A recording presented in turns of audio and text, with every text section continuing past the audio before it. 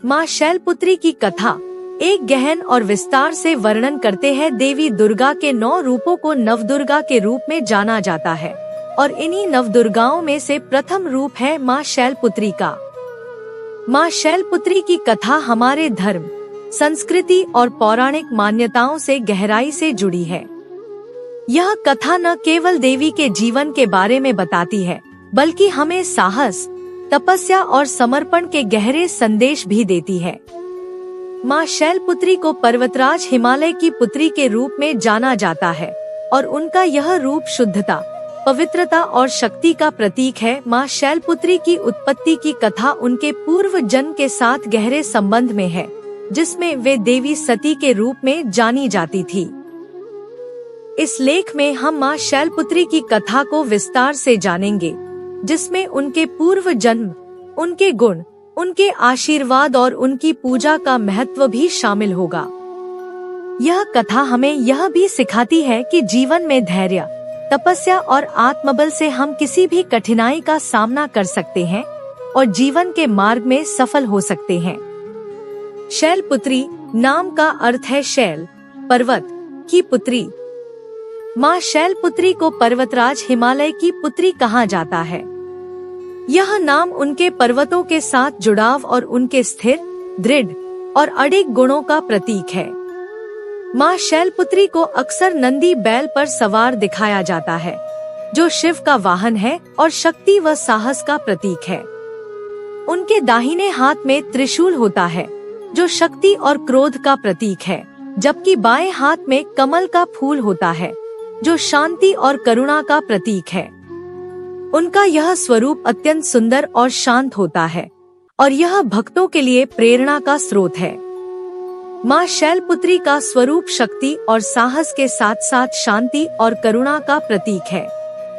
नंदी बैल पर सवार होकर वे यह संदेश देती हैं कि जीवन में शक्ति और साहस का संतुलन बनाए रखना आवश्यक है। त्रिशूल उनके क्रोध और असुरों का नाश करने की शक्ति को दर्शाता है, जबकि कमल का फूल उनके सौम्यता और शुद्धता का प्रतीक है। उनका यह स्वरूप हमें यह सिखाता है कि हमें जीवन में स्थिरता और शांति को बनाए रखना चाहिए, चाहे परिस्थितियां कैसी भी हों। माँ शैलपुत्री के रूप में अवतरित होने से पहले वे देवी सती के रूप में जानी जाती थी। देवी सती भगवान शिव की पहली पत्नी थी और उनकी कथा हिंदू धर्म में अत्यंत महत्वपूर्ण मानी जाती है। देवी सती का जन्म प्रजापति दक्ष के घर हुआ था और वे बचपन से ही भगवान शिव की भक्ति में लीन थी। सती के मन में भगवान शिव के प्रति अत्यंत प्रेम और श्रद्धा थी और वे उनसे विवाह करने के लिए कठोर तपस्या करती थी। सती की तपस्या से प्रसन्न होकर भगवान शिव ने उनसे विवाह करने का प्रस्ताव स्वीकार किया। इस विवाह से सती अत्यंत प्रसन्न थीं, लेकिन उनके पिता दक्ष इस विवाह से खुश नहीं थे। दक्ष, जो स्वयं को एक महान यज्ञकर्ता मानते थे, भगवान शिव को उचित वर नहीं मानते थे। वे भगवान शिव के सादगीपूर्ण जीवन और उनके ध्यानमग्न स्वभाव से असंतुष्ट थे। दक्ष का यज्ञ और सती का आत्मदाह। एक बार दक्ष ने एक विशाल यज्ञ का आयोजन किया, जिसमें उन्होंने सभी देवताओं को आमंत्रित किया, लेकिन शिव और सती को आमंत्रित नहीं किया। जब सती को इसके बारे में पता चला, तो वे बिना निमंत्रण के ही यज्ञ में शामिल होने के लिए चली गईं। शिवजी ने उन्हें समझाया कि उन्हें बिना बुलाए यज्ञ में नहीं जाना चाहिए, लेकिन सती अपने पिता से मिलने और यज्ञ में शामिल होने के लिए दृढ़ थी।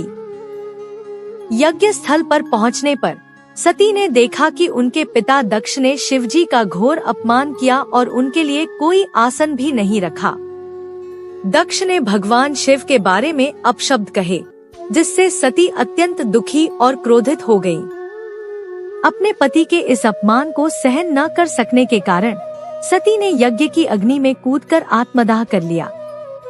सती के इस आत्मदाह से भगवान शिव अत्यंत क्रोधित हो गए और उन्होंने अपने गणों को भेजकर दक्ष के यज्ञ को विध्वंस कर दिया। शिवजी ने सती के शरीर को अपने कंधों पर उठाकर तांडव नृत्य करना शुरू कर दिया, जिससे पूरे ब्रह्मांड में उथल पुथल मच गई।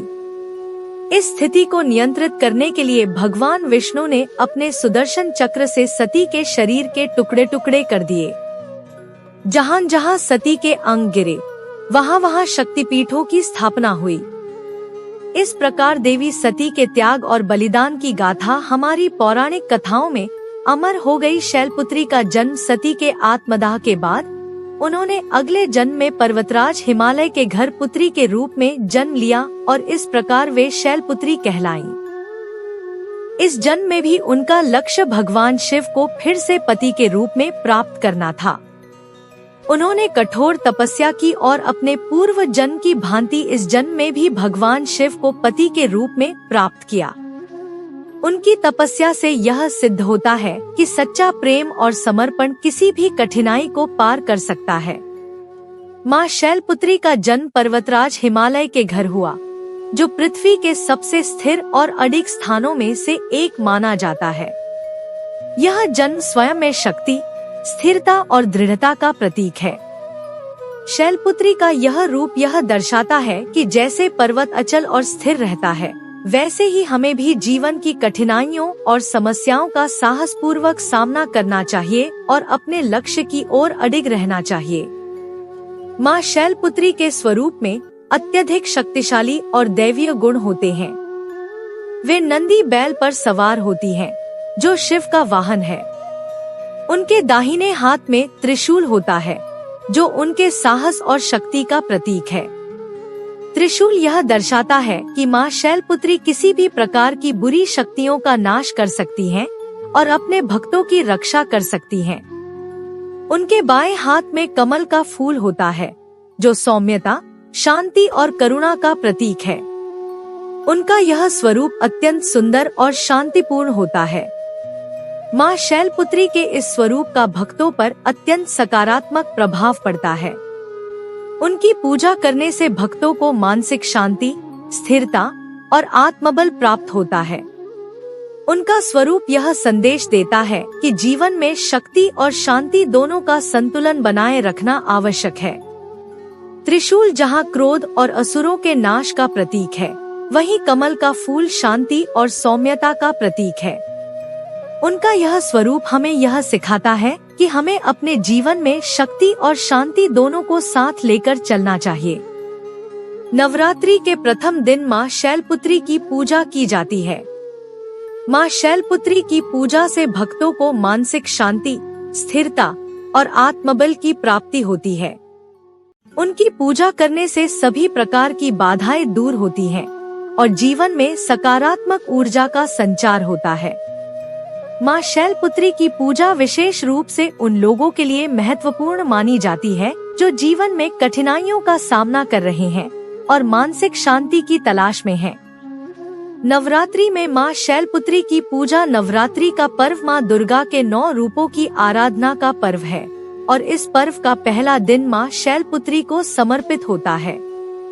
नवरात्रि के दौरान माँ शैलपुत्री और आप सभी को आप अपने जीवन में खुश रहे, सुखी रहे। हम अपनी जिंदगी में भगवान के कथाओं के अनुसार एक दूसरे को मदद करनी चाहिए और किसी के भावनाओं को ठेस और अपमान नहीं करना चाहिए और अच्छे कर्म करनी चाहिए और सभी देवी देवताओं की पूजा प्रत्येक दिन करनी चाहिए, जिससे हमारे तन मन की शांति मिलती है और यह देवताओं की के नीतियाँ है। अगर हम कोई काम अच्छे करेंगे तो इसका फल हमें अच्छा मिलेगा। तो साथियों, आप इस वीडियो से क्या सीखे और जो भी कुछ आप सीखे आप अपने अच्छे से अच्छे कामों में अपनाएं। और साथियों, आप लोग मेरे चैनल संजू वर्ल्ड जोन को सब्सक्राइब कीजिए। तो हम इसी के साथ मिलते हैं अगली वीडियो में। तब तक के लिए फिलहाल इतना ही। धन्यवाद जी।